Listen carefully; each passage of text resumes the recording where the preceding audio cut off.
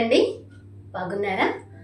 సర్వాధికారియు కృపాసత్య సంపన్నుడు అయినటువంటి యేసుక్రీస్తు వారి శ్రేష్టమైన నామంలో రెడీమాస్ రివైవల్ అనే ఈ కార్యక్రమాన్ని వీక్షిస్తున్న మీ అందరికీ కూడా నిండు హృదయపూర్వకమైనటువంటి వందనాలండి. ఇట్టి సమయంలో దేవాది దేవుడు మనకిచ్చుచున్నటువంటి ఉత్సవ వాక్కు 2వ తిమోతి పత్రిక 4వ అధ్యాయము 7వ వాక్యం. మంచి పోరాటము పోరాడి తిని, నా పరువు కడముట్టించి తిని, విశ్వాసమును కాపాడుకుంటుని, ఇక మీదట నా కొరకు నీతి కిరీటము ఉంచబడి ఉన్నది. దేవునికి స్తోత్రం, హల్లెలూయా. ఇక్కడ 3 విషయాలు మనకు కనబడుతూ ఉంటది. మంచి పోరాటము పోరాడారు, రెండవది విశ్వాసమును కాపాడుకున్నారు, అందుకని ఆయన కోసం నీతి కిరీటము సిద్ధపరచబడినది. దేవునికి స్తోత్రం, హల్లెలూయా. ఇక్కడ ఈ వ్యక్తి ఎవరు అనేటటువంటిది మనందరికీ చాలా సుపరిచితమైనటువంటి విషయం కదండి. క్రైస్తవ సమాజంలో మనం చూస్తూ వచ్చినట్లయితే యేసుక్రీస్తు ప్రభు వారి తర్వాత ఎక్కువగా మాట్లాడుకునేటటువంటి విషయం అంత మాత్రమే కాదు, కానీ రూఢిగా ధైర్యంగా చెప్పగలిగినటువంటి సాక్ష్యం కూడా పౌలు గారి జీవితంలో మనకు కనబడుతుంది. నేను క్రీస్తుని పోలి నడుచుకున్న ప్రకారము మీరు నన్ను పోలి నడుచుకోండి అని చెప్పి ఆయన ధైర్యంగా చెప్పడాన్ని మనం చూస్తున్నాం. ఆయన అనేక పత్రికలు రాయడాన్ని, అంత మాత్రమే కాదు అనేక సంఘాలను కట్టి వాటి మీద అనేకులను సిద్ధపరిచి అనేక ఆత్మ సంబంధమైనటువంటి మందిరాలుగా అనేకులను దేవుని కొరకు సిద్ధపరచడాన్ని కూడా మనం చూస్తూ వస్తున్నాం. అటువంటి ఆయన చెప్తున్నారు కదా, నేను మంచి పోరాటాన్ని పోరాడాను, నా విశ్వాసాన్ని కాపాడుకున్నాను. నిజమే కదండి. అంత్య దినాల్లో విశ్వాసమును కోల్పోయి విశ్వాస భ్రష్టత్వంలోనికి వెళ్ళిపోయేటటువంటి పరిస్థితులు కనబడుతూ వస్తున్నాయి. అందుకని ఆయన చెప్తూ వస్తున్నారు, కార్యారంభము కంటే కార్యాంతము మేలు అని చెప్పి వాక్యం ఎలా సెలవిస్తుందో, కార్యారంభంలో నేను ఏ విధమైనటువంటి విశ్వాసాన్ని దేవుని ఎడల కనపరిచాను, ఇప్పుడు కూడా నా ముగింపు వరకు కూడా ఆ విశ్వాసాన్ని నేను కాపాడుకుంటూ వచ్చాను. ఎక్కడ నేను తొట్టిల్లిపోతాను, లేకపోతే ఎక్కడ అయోగ్యంగా దేవునికి వ్యతిరేకంగా విశ్వాసంలో సడలిపోతాను అని చెప్పి తన విశ్వాసాన్ని కాపాడుకున్నటువంటి విషయాన్ని మనం చూస్తూ వస్తున్నాం. మనము కూడా ఆయా సందర్భాల్లో ఆయా పరిస్థితుల్లో అననుకూలత కలిగినప్పుడు మన విశ్వాసం, ఎందుకు నా జీవితంలో ఇలా జరిగింది, నేనేం తప్పు చేస్తాను, నేను దేవునికి నమ్మకంగానే ఉన్నాను కదా, దేవుని మందిరానికి వెళుతున్నాను కదా, ప్రార్థన చేస్తూనే ఉన్నాను కదా, నాకెందుకు ఈ కష్టం ఈ బాధ అని చెప్పి కృంగిపోతూ వస్తుంటాం కదండి. విశ్వాసము సడలటమే అవుతుంది. అయితే అపోస్తలుడైన పౌలు గారి జీవితంలో మనకన్నా ఎక్కువ శ్రమలు ఆయన అనుభవించడాన్ని మనం చూస్తూ వస్తుంటాం. కొరింథీ మొదటి పత్రిక 11వ అధ్యాయము 23వ వాక్యంలో మనం చూస్తే, 1 తక్కువ 40 దెబ్బలు 5 సార్లు తిన్నానని కపట సహోదరుల వల్ల, లేకపోతే తన స్వజనుల వలన, అలాగే జాగరణలతోనూ సముద్ర గర్భములోను దిగంబరత్వముతోనూ అనేకమైన శ్రమలు అనుభవించడాన్ని అక్కడ మనం చూడగలుగుతూ వస్తుంటాం. అంత మాత్రమే కాదు, సంఘములను గురించినటువంటి చింత నాకు కలదు. అటువంటి పరిస్థితుల్లో కూడా ఆయన తన విశ్వాసాన్ని కాపాడుకుంటూ రావటాన్ని మనం చూస్తూ వస్తున్నాం. మనము ఆయన కన్నా ఎక్కువ శ్రమ అనుభవించట్లేదేమో కదండి.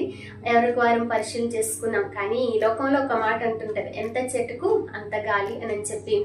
ఎంత గాలి అయినప్పటికీ కూడా దేవుని మీద మన విశ్వాసాన్ని మనం ఉంచుకున్నప్పుడు దేవుడు అంటున్నాడు కదా, ఆయనకు ఇచ్చినట్లే మనకు కూడా నీతి కిరీటాన్ని ఇవ్వడానికి దేవుడు సిద్ధపరుస్తూ వస్తున్నారు. కాబట్టి బహుమానము పొందినట్లుగా మన యొక్క ఆత్మీయ జీవితాలను మనము కట్టుకుంటూ వద్దాం. ఇటు సమయంలో ఈ యొక్క భక్తుని జీవితంలో మనము చూసినట్లయితే ఆయన తన విశ్వాసాన్ని కాపాడుకోవడానికి మొట్టమొదటి లక్షణాన్ని మనము చూడగలుగుతూ ఉంటాం. అది అపోస్తల కార్యగ్రంథము 9వ అధ్యాయము 11వ వాక్యం.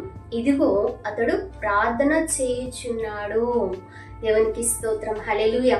మొట్టమొదటిగా ఆయన దమస్కు మార్గంలో యేసుక్రీస్తు ప్రభువారు అతన్ని దర్శించినప్పుడు తను తిన్ననిది అయినటువంటి ఆ మార్గంలో ఉంటూ ఆ గృహంలో ఉన్నటువంటి ఆ సందర్భంలో అననీయ ప్రవక్తకు సెలవిచ్చినప్పుడు అక్కడ చెప్తున్నటువంటి మాట, అతడు ప్రార్థన చేస్తూ ఉన్నాడో నువ్వు వెళ్ళి అతనికి ప్రార్థన చెయ్యి అని చెప్పటాన్ని మనం చూస్తున్నాం.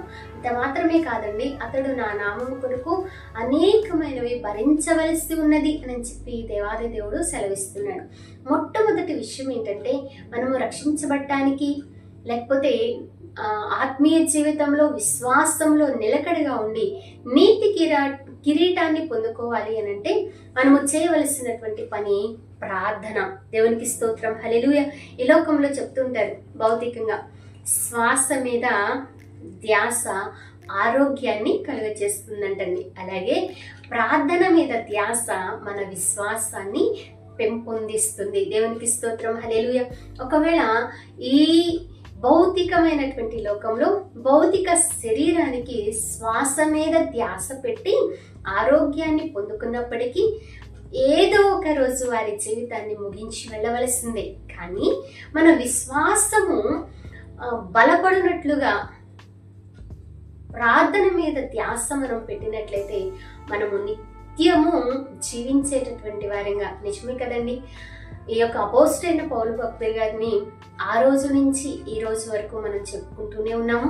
అంత మాత్రమే కాదు, ఆయన యేసుక్రీస్తు ప్రభు వారితో ఆయన కుడి పార్శ్వమున కూర్చొని ఉండటాన్ని, రానున్న దినాల్లో మనము కూడా ఎత్తబడినప్పుడు లేకపోతే మన జీవితము ముగించినప్పుడు ఆయన్ని చూసేటటువంటి భాగ్యము మనకు దేవుడు అనుగ్రహిస్తారు. దేవునికి స్తోత్రం, హల్లెలూయా. అట్టి విధంగా మనం నీతి కిరీటాన్ని పొందుకుని మన ముందున్నటువంటి భక్తులను మనము చూసినట్లుగా మన విశ్వాస జీవితమును కాపాడుకున్నట్లుగా ప్రార్థనను మనము కలిగి ఉన్నాం. ఈ ప్రార్థన వల్ల ప్రయోజనాలు ఏంటి అని మనం ఆలోచన చేసినట్లయితే, మొట్టమొదట మనకు రక్షణ కలుగుతుంది. మనం రక్షించబడడానికి కారణమే ప్రార్థనని. మన గురించి అనేకులు ప్రార్థన చేస్తుంటారు. మనము కూడా ప్రార్థన చేస్తున్నాం కదండి. అయ్యా, మా భారతదేశాన్ని బాగు చేయవా, మా భారతదేశ ప్రజలు నిన్ను తెలుసుకోవడానికి సహాయమును దయచేవా, అయ్యా మా బంధువుల్లో, రక్త సంబంధుల్లో, ఇరుగు పొరుగు వారిలో, మా గ్రామము, రాష్ట్రము, దేశము, అయ్యా నువ్వు సర్వమానవాళి కోసం ప్రాణం పెట్టావు కదా నాయన, వారందరి గురించి ప్రార్థన చేయండి. వారందరినీ మీ ప్రార్థన చేస్తున్నాము, వారందరినీ మీ హస్తాలకు అప్పగిస్తున్నాము అని చెప్పి మనం ప్రార్థన చేస్తాం కదండి.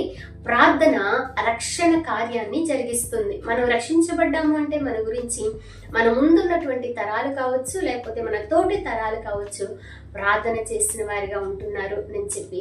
అంత మాత్రమే కాదు, ఆ ప్రార్థన ద్వారానే, అందుకనే దేవుని వాక్యంలో మనం చూసినట్లయితే రోమపత్రిక 10వ అధ్యాయము 13వ వాక్యంలో, ప్రభు నామమును బట్టి ప్రార్థన చేయవాడెవడో వాడు రక్షించబడతాడు. అంత మాత్రమే కాదు, దేవుని మందిరానికి వస్తున్నటువంటి మన జీవితాల్లో మనం ప్రార్థన చేసినప్పుడు మాత్రమే రక్షించబడతాం. చాలా సందర్భాల్లో గతంలో చెప్పినటువంటి వాక్యంలో కూడా సిలువను గూర్చినటువంటి వార్త, నశించుచున్న వారికి వెర్రితనము, రక్షించబడుతూ ఉన్నా అంటే మన రక్షణ పూర్తి అయిపోలేదు. ఏ క్షణంలోనైనా మనం వెనుదిరిగేటటువంటి అవకాశాలు, కృంగదీసేటటువంటి అవకాశాలు అపవాది కలుగచేసి, అంత మాత్రమే కాదు యోబు భక్తుని జీవితంలో పరీక్ష పెట్టినట్లుగా ఒకవేళ విశ్వాస పరీక్షకు కూడా లోనయ్యేటటువంటి విషయాలు మన జీవితంలో ఉంటాయి. ఆ సందర్భాల్లో మన విశ్వాసాన్ని కోల్పోతే మన రక్షణను కూడా కోల్పోతాము. అందుకని అటువంటి సందర్భాలు వచ్చినప్పటికీ కూడా మన రక్షణను కోల్పోకుండానట్లుగా, మన విశ్వాసము పెంపొందించుకున్నట్లుగా మనం ప్రార్థన చేయాలంటండి. ఎవరి నామమున ప్రార్థన చేయాలి? యెహోవా నామమున ప్రార్థన చేయుడి అన్న మాటను మనము చూస్తూ, ప్రభువు నామమున బట్టి ప్రార్థన చేయవాడెవడో వాడు రక్షించబడతాడు. రెండో మాటను మనము చూస్తున్నట్లయితే, ప్రార్థనలో మనం ఎదగాలి. అందుకని యేసుక్రీస్తు ప్రభు వారి దగ్గరకు శిష్యులు వచ్చి, అయ్యా మాకు ప్రార్థన నేర్పించువా అని చెప్పి అడగటాన్ని మనం చూస్తూ వస్తున్నాం. రెండో విషయము, ఎప్పుడూ ఒకే రకమైనటువంటి ప్రార్థన కాదు, కానీ మన ప్రార్థనలో ఆత్మ సంబంధమైనటువంటి ఎదుగుదల మనకు కనబడుతుండాలి. కొంతమంది ప్రాసతో ప్రార్థన చేస్తూ వస్తుంటారు, కొంతమందికి వారికి తెలిసినటువంటి వాగ్దానాలన్నీ కూడా ఎత్తిపట్టి ప్రార్థన చేస్తుంటారు, కొంతమంది జనాలు ఉన్నప్పుడు మాత్రమే ప్రార్థన చేస్తారు. వారి జీవితంలో వ్యక్తిగతమైనటువంటి ప్రార్థన ఉండదు. మైక్ ఇస్తే పూనకు మోచినట్లు ప్రార్థన చేస్తూ వస్తుంటారు. అమ్మో నేను ఎంత ప్రార్థనాపరుడును, నేను ఎంత ప్రార్థనాపరురాలను అని చెప్పుకోవాలని చెప్పి ఆశపడుతూ ఉంటారు. మనుషులు మనుషుల ముందు వారు సత్క్రియలు చూపడానికి, వారి భక్తిని చూపడానికి ఇష్టపడేటటువంటి వారు ఉంటుంటారు. కానీ మన ప్రార్థన ఎలా ఉన్నది అనేటటువంటిది, మన భక్తి జీవితము దేవునికి ఎంత సమీపముగా ఉన్నది అనేటటువంటిది మన వ్యక్తిగతంగా ఎవరికి వారికి తెలిసినటువంటి విషయమే. అందుకనే దేవుని వాక్యం సెలవిస్తుంది. రెండో విషయము, దేవుని ప్రార్థించేటటువంటి విషయంలో మనము ఎదిగేటటువంటి వారంగా ఉండాలి. దానికోసం మనము చేయవలసింది రోమపత్రిక 8వ అధ్యాయంలో చెప్తూ ఉంటారు, ఆత్మే మన పక్షంగా ఉచ్చరింప సఖ్యంగాని మూలుగులతో విజ్ఞాపన చేస్తున్నారు అని. మనం ఎలా ప్రార్థన చేయాలో ఆయన మనకు నేర్పించేటటువంటి వాడిగా మన పక్షంగా ఆయన విజ్ఞాపన చేస్తున్నప్పుడు ఆ విజ్ఞాపనలో మనము ఏకీభవిస్తూ వస్తే మనకు ఖచ్చితంగా ప్రార్థన అనేది ఎదుగుదల మనకు కనబడుతూ వస్తుంటది. మూడో విషయాన్ని ఆలోచించేద్దాం. చూడండి, దేవుని రాజ్యమునకు సిద్ధపడాలంటే ప్రార్థన అవసరం. దేవునికి స్తోత్రం, హల్లెలూయా. లూకా సువార్త 21వ అధ్యాయము 36వ వాక్యం, కాబట్టి మీరు జరగబో వీటినెల్లా తప్పించుకొని మరి మనుష్య కుమారుని ఎదుట నిలవబడుటకు శక్తిగల వారగునట్లు ఎల్లప్పుడూ ప్రార్థన చేయుచు మెలకువగా ఉండుడి. దేవునికి స్తోత్రం, హల్లెలూయా. ఇక్కడ మరొక విషయం మనకు కనబడుతుంది. దేవుని రాజ్యమునకు సిద్ధపరచబడాలి అనంటే, విశ్వాసముతో నింపబడాలి అనంటే, నిలకడగా ఉండాలి అనంటే మనం ఏం చేయాలంటండి? ప్రార్థన చేయాలి. దేవునికి స్తోత్రం, హల్లెలూయా. ఆ ప్రార్థన ఎలా చేయాలి అంటే మెలకువగా ఉండి ప్రార్థన చేయాలి అని చెప్పటాన్ని మనం చూస్తూ వస్తున్నాం. మొదటిది, ఆయన నామంలో ప్రార్థన చేస్తే మనకు రక్షణ కలుగుతుంది. రెండవది, ప్రార్థనలో మనం ఎదిగేటటువంటి వారిగా ఉండినట్లు ఆత్మ మన పక్షంగా విజ్ఞాపన చేస్తున్నప్పుడు మనము దాన్ని గ్రహించి ప్రార్థనలో ఎదగాలి. మూడో విషయము, ఆయన రాజ్యంలో మనము సిద్ధపరచబడటానికి ఆయన ఎప్పుడు వచ్చినప్పటికీ కూడా బుద్ధిగల కన్యకల గురించి మనము చెప్పుకుంటాం, బుద్ధి లేని కన్యకల గురించి మనం చెప్పుకుంటాం. బుద్ధిగల కన్యకలు వారి ప్రార్థనా దివిటీలను ఏ విధంగా సిద్ధపరచుకుని ఆయన్ని ఎదుర్కొన్నారో మనము కూడా అటు విధంగా ఎదుర్కొనేటటువంటి అనుభవంలోనికి నడిపించబడాలి. ఒక జాబ్కి మనం వెళ్ళినప్పుడు ఒక సర్టిఫికెట్ ఇస్తూ ఉంటారు. ఏ సర్టిఫికెట్ ఏంటంటే ఉద్యోగానికి అవకాశం ఏంది ఫిట్నెస్ సర్టిఫికెట్ కదండి. ఆ ఫిట్నెస్ సర్టిఫికెట్ ఎవరిస్తారంటే డాక్టర్స్ ఇస్తారు. అలాగే మనం పరలోకానికి చేర్చబడాలి అని అంటే మనకి సర్టిఫికెట్ ఏంటంటే ప్రార్థన. ఆ విధంగా మనల్ని సిద్ధపరుస్తుంది. మనం ఫిట్ గా ఉండటానికి ఆత్మీయ జీవితంలో కృప చూపుతూ వస్తుంటది. ఇంకొక విషయాన్ని మనం ఆలోచించేద్దాం. చూడండి, ఐదో విషయం ఏంటంటే దేవుని రమ్మని చెప్పే ధైర్యము మనకు ఇచ్చేది ప్రార్థనే. ప్రకటన గ్రంథము 21వ అధ్యాయము 17వ వాక్యం, ఆత్మయు పెండ్లి కుమార్తెయు రమ్ము అని చెప్పుచున్నారు. ఆత్మ అంటే పరిశుద్ధాత్మ దేవుడు, పెండ్లి కుమార్తె అంటే వధువు సంఘము అని మనకు అర్థమైనది. మనతో మనం ఈ విధంగా చెప్పుచున్నప్పుడు వినుచున్న వారు కూడా రమ్ము అని చెప్పాలంట. ఇంకొక మాట కూడా, ఈ విధంగా మనం చెప్తున్నప్పుడు ఎవరు వింటారండి మన ప్రార్థన? యేసే వింటారు. ఆయన అనాలంట రమ్ము అని చెప్పి. కాబట్టి మనము ఆయనను రండి అని. అందుకనే కొన్ని ప్రాంతాల్లో కొంతమంది మరణాత అంటుంటారు, కొంతమంది షలోం మీకు సమాధానం కలుగును గాక అంటుంటారు, కొంతమంది ప్రైజ్ ది లార్డ్ దేవునికి మహిమ అంటుంటారు, కొంతమంది వందనములు మీకు కృతజ్ఞతలు వందనాలండి దేవుడి విధంగా మనల్ని ముఖాముఖి కలుసుకునేటటువంటి క్షేమాన్ని ఇచ్చారు అని చెప్పి పలుకుతూ వస్తుంటారు. ఎవరు ఏ విధంగా పలికినప్పటికీ కూడా ఖచ్చితంగా మనము దేవుని ఎదుర్కొనటానికి మనల్ని మనము సిద్ధపరచుకునేటటువంటి వారిగా బహు ధైర్యముతో నింపబడాలి అంటే మన జీవితంలో ప్రార్థన అవసరం. మన విశ్వాసము సడలకుండా ఆయన వచ్చి ఆయనను ధైర్యంతో రాయేసయ్యా నేను నీ దగ్గరకు వచ్చేస్తా, ఈ లోకంలో నేను ఎంతకాలం ఉంటానయ్యా అని చెప్పి మనం చెప్పగలగాలి అంటే. అందుకనే ప్రకటన గ్రంథంలో మనం చూస్తుంటాం, వారు ప్రయాసలన్నీ కూడా విడిచిపెడతారంట. మన ప్రయాసం అంతయు విడిచిపెట్టి ఆయనతో ఉండాలి అనేటటువంటి ఉన్నతమైన ఆత్మీయ అనుభవంలోనికి నడిపించబడాలి అంటే ప్రార్థన అవసరం. 4 విషయాలు మనం జ్ఞాపకం చేసుకున్నాం. 1, ఆయన నామమును ప్రార్థన చేయాలి, అప్పుడు మనం రక్షించబడతాం. 2వది, మనము ప్రార్థనలో ఎదగాలి. 3వది, మనము దేవుని రాజ్యం కోసం సిద్ధపరచబడినట్లుగా ప్రార్థన చేయాలి. 4వది, ఆయన్ని రమ్మని చెప్పడానికి ధైర్యం కోసం మనము ప్రార్థన చేయాలి. ఇవి ఆత్మ సంబంధమైనటువంటి ఆశీర్వాదాలు. అటు ఆశీర్వాదములతో చేరవచ్చిన ప్రతి ఒక్కరము కూడా ఈ మాటలు వింటున్న ప్రతి ఒక్కరిని కూడా దేవుడు సిద్ధపరిచి మనము కూడా మన విశ్వాసాన్ని కాపాడుకుని నీతి కిరీటాన్ని పొందుకుందాం. అట్టి కృపను దేవాది దేవుడు మనందరికీ అనుగ్రహించును గాక. ఆమె చిన్న ప్రార్థన అండి.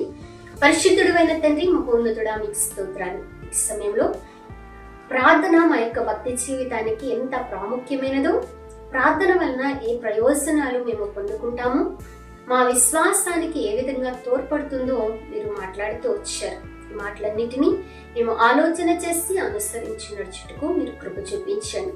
పెళ్లి రోజులు, పుట్టినరోజులు జరుపుకుంటున్నటువంటి బిడ్డల జీవితాలలో నీతి కిరీటము పొందుకున్నట్లుగా విశ్వాసంతో మీరు బలపరచండి.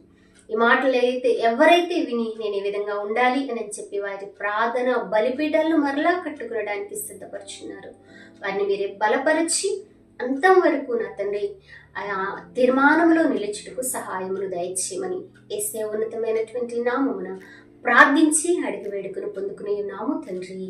ఆమేన్. Praise the Lord. May God bless you.